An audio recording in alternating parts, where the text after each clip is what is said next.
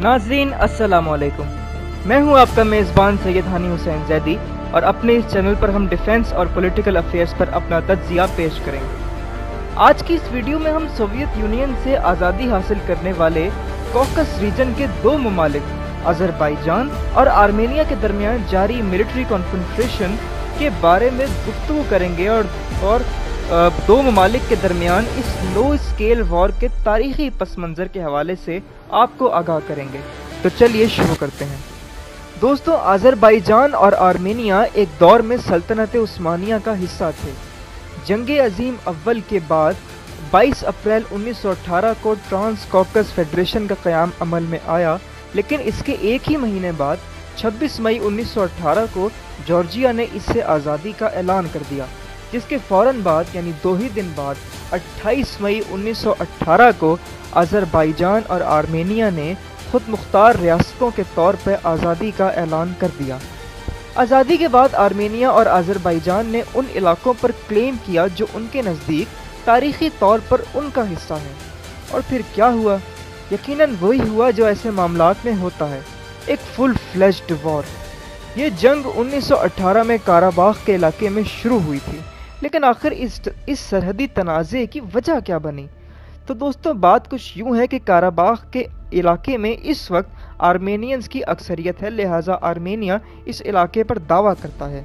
लेकिन अज़रबैजान का क्लेम कुछ यूँ है कि सोवियत यूनियन के दौर में यानी 70s और 80s में यहाँ आज़री लोगों की अक्सरियत थी और ये इलाका अज़रबैजानी सोवियत सोशलिस्ट रिपब्लिक का हिस्सा था और आर्मेनियंस तो यहाँ इमिग्रेंट्स की हैसियत से रहते थे। तो खैर हम बात कर रहे हैं 1918 की, जब वैसे ही आज़री लोगों की अक्सरियत थी इस इलाके में, तो इन्हें एथनिक बुनियादों पर ये जंग शुरू करनी पड़ी। और जंग के दौरान अज़रबैजान के पहले वज़ीर आज़म फ़तेह अली ख़ोइस्की को एक आर्मेनियन असैसिन ने कत्ल कर दिया, जिससे इनके रिलेशंस और ज़्यादा सर्दमोहरी का शिकार हो गए। बहरहाल इस जंग में ना आर्मेनिया को फतह हुई ना अज़रबैजान को, बल्कि दोनों ही मुल्क 1921 में सोवियत यूनियन की फ़ौज कशी का शिकार होकर उसके कब्ज़े में चले गए।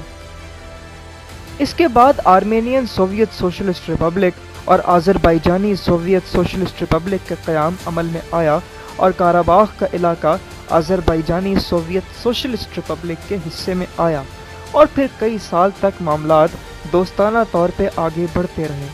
कहा जाता है कि 1964 में कुछ कन्फ्रंटेशंस हुई, जिसके बाइस कई आज़रियों को इस इलाके से हिजरत करना पड़ी, लेकिन सख्त सोवियत सेंसरशिप के बाइस बड़ी तादाद में लोग इस वाक़े से लाइल्म रहे।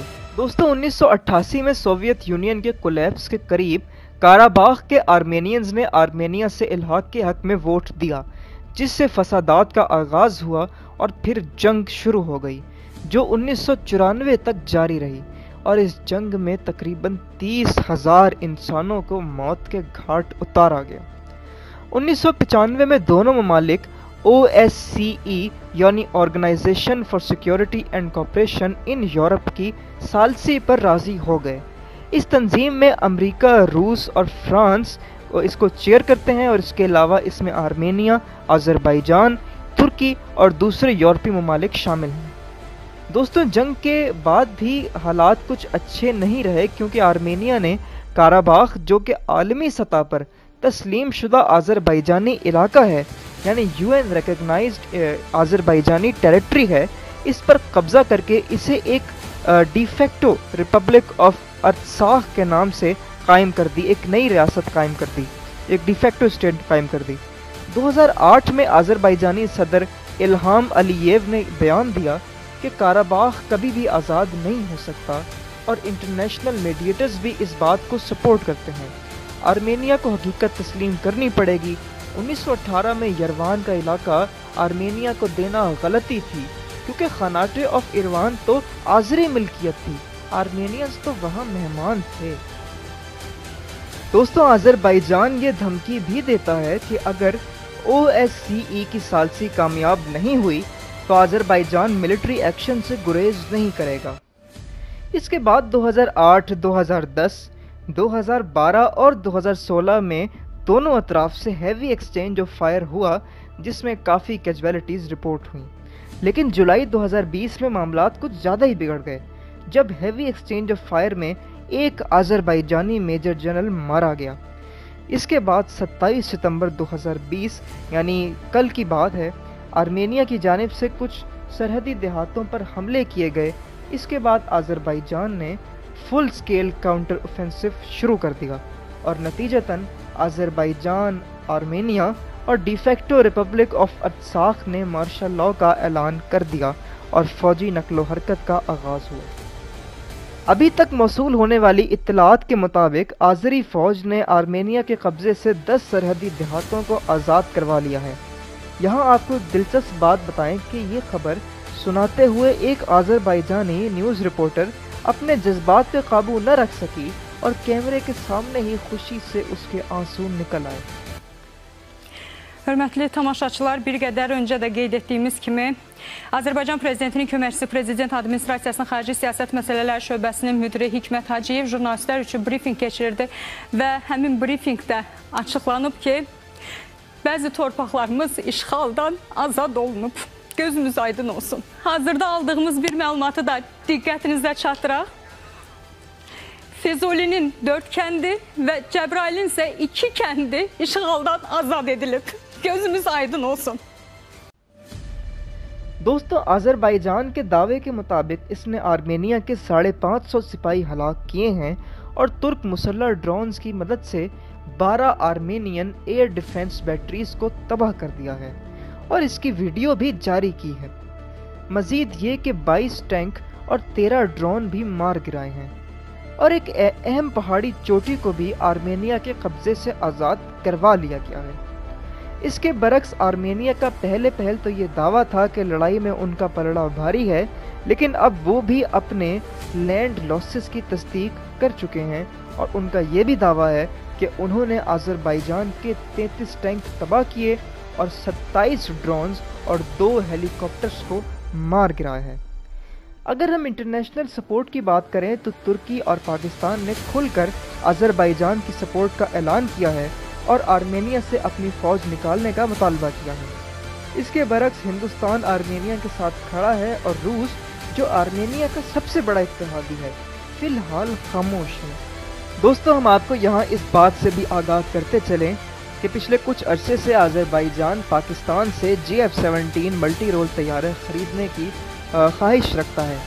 इस तनाजुर में आज से कुछ साल पहले पाकिस्तान एयरफोर्स ने आज़रबाईजानी एयरफोर्स को JF-17 ब्लॉक 2 तैयारे ऑफ़र किए थे और लेकिन उस वक्त ब्लॉक 2 तैयारे पाकिस्तान एयरफोर्स में इंडक्ट नहीं हुए थे, यानी टेस्टिंग और ट्रायल्स के फेज़ में थे। तो आज़रबाईजानी एयरफोर्स ने कहा था कि आप पहले इसे इंडक्ट करें, उसके बाद फिर नेगोशिएशंस का आगाज़ किया जाएगा।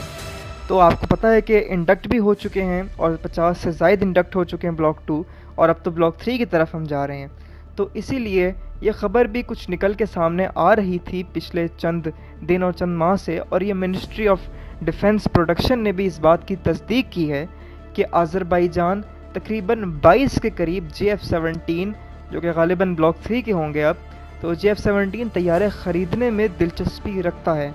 तो इससे हम ये रिज़ल्ट निकाल सकते हैं कि पाकिस्तान अपना मिलिट्री हार्डवेयर इस कॉन्फ्लिक्ट के तनासुर में बेच सकता है और आज़रबाईजान को, और इससे पाकिस्तान और आज़रबाईजान के जो डिफेंस कॉपरेशन है वो ज़्यादा मजबूत होगी, डिफेंस टाइज़ और ज़्यादा मजबूत। इससे पहले भी आज़रबाईजान इटली से M346 लाइट अटैक एयरक्राफ्ट हासिल कर चुका है और इस सिलसिले में JF-17 को एक एयर सुपीरियॉरिटी फाइटर के तौर पर ख़रीदना, एक light weight air superiority fighter के तौर पर ख़रीदना इनके लिए काफ़ी कारआमद साबित हो सकता है, जो कि आज़रबाईजान के दिफा को यकीनी बनाएगा और उससे इस खिते में एक टेक्नोलॉजिकल और फिर ज़ाहिर है न्यूमेरिकल एज भी फराहम करेगा।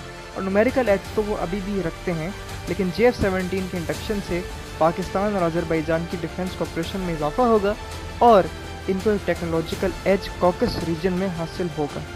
तो दोस्तों, ये थी आज की हमारी वीडियो जो कि हमने आज़रबाईजान और आर्मेनिया के ऑन गोइंग मिलिट्री कन्फ्रंटेशन पे बनाई, आपकी खिदमत में आज की। तो अगर आपको वीडियो पसंद आई है तो लाइक करें, हमारे चैनल को सब्सक्राइब करें और बेल आइकॉन को ज़रूर क्लिक करें। इसे अपने दोस्तों के साथ ज़रूर शेयर करें और कमेंट सेक्शन में अपनी राय का इजहार ज़रूर करें کہ آذربائیجان اور آرمینیا کی اس کانفلکٹ میں حق پہ کون ہے اور کون نہیں، اور اس میں دونوں کا کیا رد عمل ہونا چاہیے اور پاکستان کو کیا کردار ادا کرنا چاہیے۔ اپنی رائے کا اظہار ضرور کیجیے، اور اگر آپ ایویشن میں دلچسپی رکھتے ہیں تو ہمارے دوسرے چینل FNT ایویشن کو سبسکرائب کریں، اور اگر آپ گیمنگ میں دلچسپی رکھتے ہیں تو ہمارے ایک اور چینل زک گیمنگ کو سبسکرائب کریں، جن دونوں کا لنک ڈسکرپشن میں موجود ہے۔ شکریہ، اللہ حافظ۔